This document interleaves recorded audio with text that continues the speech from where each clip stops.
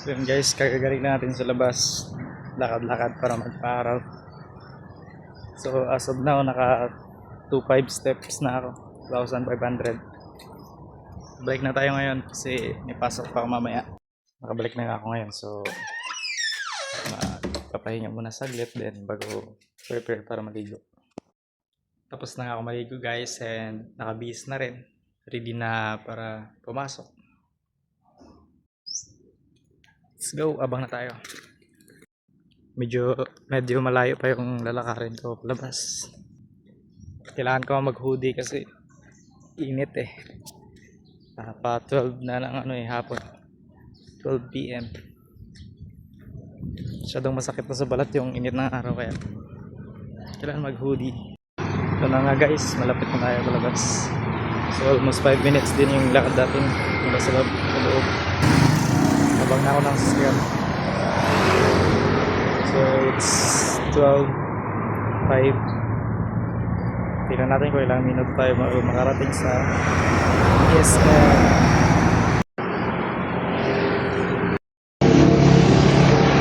So yun, 5 minutes again.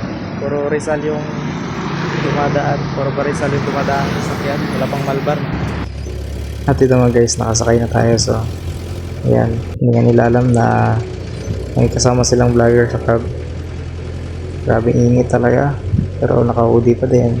Kaya yan, tinanggal ko muna para medyo mahangin-hanginan. So ito guys, punta tayo sa SM. So almost mga ilang minuto din, almost 13-14 minutes bago tayo makarating dito.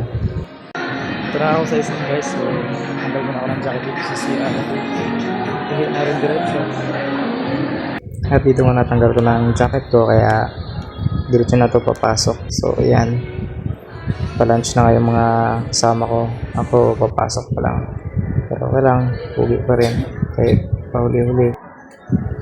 At ito nga guys, so lunch break na namin. Di ako naka-video sa loob kasi nga bawal ng cellphone sa loob. So ito, lunch break na lang ulit ng na-video ko. So punta naman kami ng karinderya para kumain. At ito nga yung mga ulam nila, sarap. Masasarap pala yung mga ulam nila dito. So pili muna kami. Ito nga napili kong ulam guys, chop suey din. Namahilan din ako ng kunting sabaw. Yan, sarap. Then fast forward, pauwi ng bida. Tapos 9 na ng gabi, 9:30 PM. Let's go, pauwi na.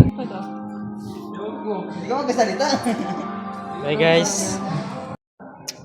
Okay na ako guys. So 9:30 na ng gabi. Bago lang tayo uwi ngayon dahil 12:30 ang pasok, 9:30 ang out natin. Let's go. Nakadaman papasok. Gutom na ako, kainis. Pero wala tayong magawa. Yan lang talaga yung buhay. Wither lang.